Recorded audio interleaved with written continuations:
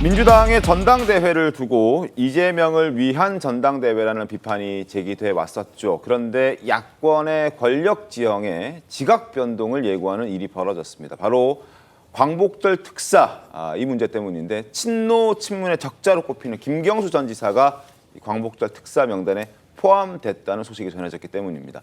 김경수 전 지사의 특별 사면이 의미하는 것은 과연 무엇일지 지금부터 따져볼 텐데 준비된 영상부터 확인하겠습니다. 무실한 정계 복귀를 하시는 거죠? 그 이후에 얘기는 그때 가서 말씀드리기로 하고 잘 다녀오겠다는 인사로 대신하도록 하겠습니다. 고맙습니다.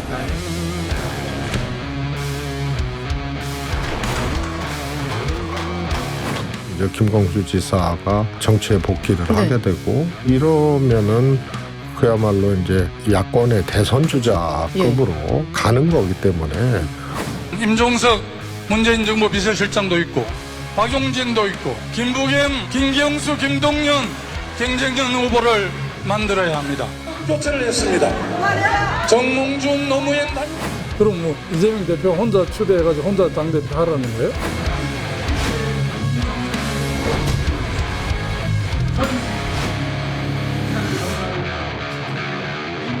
사실 사면은 국민 통합을 해서 해야 되는데 네. 통합이 아니라 야권 분열용으로 왜 야권 사면 카드를 쓸 분열이죠? 가능성이 많습니다.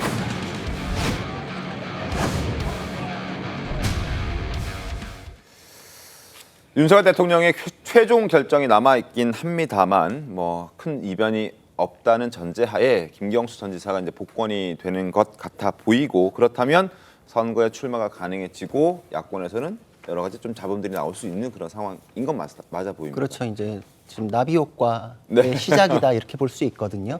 제가 한 3주 전쯤에도 신통방통 이 자리에서 김경수 지사 8.15 특사에 대한 가능성 있다라는 얘기도 했었어요. 네. 근데 그러면서도 저는 그거는 무르익지 않았다라는 생각을 했기 때문에 네. 지금 이렇게 전격적인 결정을 할 수 있는 모양새가 만들어졌는지에 대해서 굉장한 의구심을 갖고 있습니다. 왜냐하면은 그냥 일반적인 다른 범죄하고 달라요. 네. 이거는 민주주의를 파괴하고 헌정 질서를 파괴하는 그렇죠. 대선 개입 사건이었고 여론 조작 사건이었거든요. 맞습니다. 그랬기 때문에 사면과 복권을 분리시켰던 것이고 네. 지금 이렇게 될 거면 사면 복권을 아예 한 번에 했었던지 네. 그리고 분리를 시켰을 거면 그 사이에 국민 대통합을 위한 어떤 사정 변경이라는 게 있어야지 국민들께서도 납득을 하실 수 있을 텐데 김경수 지사가 반성을 하던가요? 어떤 속죄의 어떤 행보를 보였나요? 저는 그거에 대해서 어떤 모양새가 갖춰지지 않았고 그리고 민주당에서는 이제 별도의 이해관계를 통해서 친명 체제를 굳건히하기 위한 차원이긴 하지만 일단 그 복권에 대해서 공식적으로 이게 호의적인 반응을 보이지는 않았거든요. 네. 이런 상태는 모양새는 좀 덜 만져졌다 이런 생각을 했기 때문에 민주주의를 파괴하는 헌정질서 파괴 범죄자가 다시 선거에 나올 수 있는 자리를 만들어줬다라는 측면에서는 좀 논란이 계속될 것으로 보이고 이것은 야권 분열용이다라는 얘기도 호사가들 입장에서 나올 수 있는 상황이기 때문에 네. 여권에서도 이게 왜 지금 이런 식으로 논의가 됐고 왜 필요한지에 대해서 설명이 더 있어야 되지 않는가. 저는 아직은 설명은 부족하다고 생각을 합니다. 구자룡 변호사님의 의견은 일단 복권을 해주면 안 된다라는 저는 입장이신 거죠? 기존에도 그런 입장을 밝혔던 적이 있는 게 네.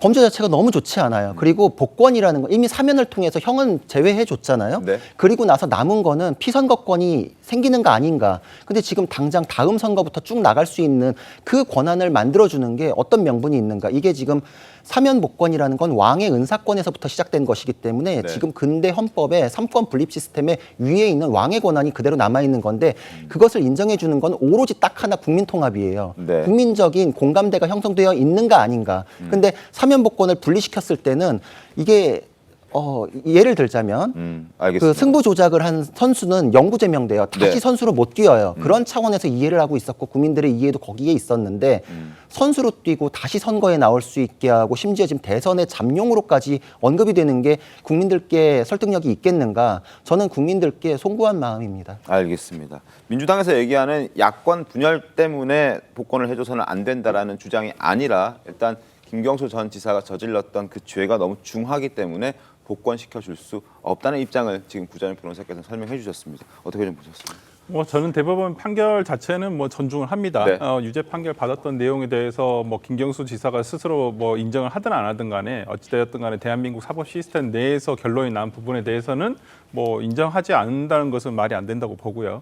하지만 이제 김경수 지사 입장에서는 이게 정치권에서 있었던 어찌 보면 사건이라고 볼 수도 있어요. 네. 뭐 어쨌든 본인이 관여가 돼서 잘못한 부분에 대해서는 어느 정도 형도 살다가 이제 거의 막판에 나왔거든요. 그래서 근데 뭐 저는 구자영 변호사 입장도 뭐 얘기도 일리는 있어 보입니다만은 과거에 꼭 반성이라든지 이런 걸 했다고 해서 사면을 안 해줬다, 해줬다 이런 것은 아니거든요. 왜 그러냐면 이명박 대통령, 박근혜 대통령 대국민 사과 한 번도 없었습니다. 그럴 때도 다 사면 복권 다 해줬거든요. 그러니까 뭐 국민 통합 차원에서라는 입장에서 뭐 사면을 해줘야 된다라고는 하지만은 저도 뭐 김경수 지사에 대해서 국민 통합이 됐다 안 됐다. 꼭 저는 사면의 효과가 국민 통합에 있다고 보진 않아요. 이제까지 뭐 그분 이제 전직 대통령들 누가 사면해줬다 해서 뭐 국민 통합 됐습니까? 솔직히 사회적으로 저는 통합됐다고 생각하지는 않습니다만은. 저는 지난번에 차라리 사면을 해줄 때 복권까지 같이 해줬어야 되는 건 아닌가 해줄 거였더라면 그러니까 당시에는 여권 내에서도 이 부분과 관련해서 조금 자신감이 없었던 것 같습니다. 복권까지 해줬을 때 그러면 총선 전이라고 한다면 김경수 지사가 또 총선에 나올 수도 있다고 생각했었을 것 같아요. 그렇다고 한다면 진짜 야권에 있어서 하나의 대권 주자가 할 수도 있었는데 당시만 하더라도 이재명 대표에 대한 사법 리스크가 현실화될 거라고 생각을 했는데 지금은 조금 그 부분이 조금 희미해졌거든요. 그런 면에서라면 뭐 지금 여권에서 김경수 지사에 대한 복권이 뭐 야권 분열령이다 아니다라고 부인할 여지도 없다고 봅니다. 충분히 그런 의도도 있어 보이지만 근데 이제 제가 이제 민주당 사정을 봤을 때는 네. 지금 김경수 지사가 뭐 복권이 된다고 해서 네. 정말 이재명 대표의 대항마가 될 수 있을 만큼의 어떤 야권 대권 주자로서의 어떤 역할을 할 수 있을 것인가. 저는 지금 민주당 당원 구성이라든지 이번 전당대회 우리가 잘 보고 있지 않겠습니까? 네. 지난번에 77.77%의 득표율도 굉장히 높았다고 했어요. 근데 지금은 거의 90%에 다다를 만큼 지금 이렇게 되고 있단 말이에요. 그렇기 때문에 저는 뭐 지금 여권에서 의도하든 의도하지 않든 간에 야권 분열령이라는 것은 조금 그렇게 너무 과대한 해석이 아닌가라는 생각이 좀 듭니다. 김경수 전 지사 지금 나와도 큰 역할을 하지 못할 수 제가 있다. 봤을 때는 어렵다고 봅니다. 그런 생각도 알겠습니다. 다소 회의적인 그런 입장도 전해주셨는데 유인태 전 사무총장 야권의 원로죠. 김경수 전 지사에 대해서 이렇게 설명했습니다. 적이 없는 것이 최대 강점이다라고 얘기했는데 목소리 들어보시죠. 김경수 전 지사가 복권이 되면은 친문계 구심점은 될 거라고 보십니까? 워낙 그 착하고 예의 바르고 김경수가 그런 친구 아니에요. 그러고 또 친노 쪽하고 친문이 조금 분화가 돼 있잖아요. 예. 근데 이 친구는 양쪽에 다 뭐 어떻게 보면 그 노무현 문재인을 잇는 양대 정권에 걸쳐서 이제 제일 사람이 워낙 그 착하고 겸손하고 그래요. 적이 없어요? 적이 없어요. 친노 친문을 다 아우를 수 있고 네. 적도 없고. 근데 뭐 그런 그렇게 근데 권력 의지나 뭐 그런 게 그렇게 있는지는 잘 모르겠어요. 이 정치인에게 착하고 겸손하다는 게 칭찬이 될 수 있는가 하는 생각도 드는데요. 뭐 칭찬일 수도 있고 아닐 수도 있는데요. 그 칼 슈미트라는 이제 독일의 정치학자기도 했죠. 네. 그 사람도 이제 정치에서는 이제 적의 관계가 되게 중요하다 그랬고, 네. 그리고 단지 신채호 선생님도 아예 역사 해석을 아와 비아의 투쟁이라는 걸로 규정한 걸로 되게 유명하신 건데, 그러나 이제 김경수 지사가 그 전 지사가 이제 사면 복권이 이번에 되면은 이 이후에 차기 대선 후보 중에 한 명으로 부상하는 건 명백하다고 봐야 되죠. 후보는 될 수 있겠죠. 네, 유력한 후보 중에 한 분인 건 명백하고, 그리고 넓게 보면은 민주당의 이재명, 우리가 정치라는 거는 유권자 연합의 성격을 갖는 건데, 지난 총선 같은 경우도 민주당이 친문, 친명, 호남 이게 민주당의 기본 지지층으로 봐야 되는데 그 공천 과정에서 이제 그게 흔들렸었던 거거든요. 네. 그런데 선거라는 거는 이기기 위해서는 거대한 유권자 연합을 결국 만들어내는 쪽이 이기는 거고, 유권자 연합이 깨지면 선거에서 지는 거를 볼 수 있는 건데, 김경수 지사가 들어오는 게 이게 의도가 야권 분열령이든 아니든가 완전히 관계없이 이게 어차피 큰 틀에서는 경선이라는 룰을 하는 거기 때문에 김경수 지사가 민주당 바깥으로 나가서 독자 후보로 나가는 게 어차피 아니기 때문에 네. 큰 틀로 보면은 민주당의 어떤 단합 또는 다양성 풍성함에 도움이 된다고 봐야 되고 앞에서 우리 구자령 변호사님 말씀하신 것 중에 이번에 사면 복권된 분들을 보면 네. 여권 인사 이만큼가 김경수 지사 한 명으로 돼 있어요. 그래서 뭐 조윤선, 안종범, 원세훈 등등 이분들은 이게 전체 명단은 아니고 물론 그럴 수 있죠. 일부 알려진 내용. 현재까지 알려진 걸로는 김경수 지사 말고는 민주당 사람 누가 있지 이러는 현재까지 알려진 사람 한 명도 없거든요. 물론 더 봐야 되긴 하겠지만. 네네. 그리고 요 전에 있는 분들이 이분들은 뭐 국정원 댓글 사건이라든가 국정농단 사건이나 이런 것인데 아니면 싹 다 아닌 걸로 다 하고 기존에 실은 사면 복권들도 뭔가 이렇게 사과 안 한 사람이 훨씬 더 많기 때문에 김경수 지사에 대해서만 그런 걸 적용하는 건 좀 제가 보기에는 형평성이나 일관성 약간 좀 부족하지 않나 이런 생각이 듭니다. 근데 그거는 범죄 자체가 다른 것이고 민주당 인사가 없다 그러셨는데 권선택 전 대전시장이 민주당 출신이라서 그거는 좀 바로 잡아야 될 것 같고요.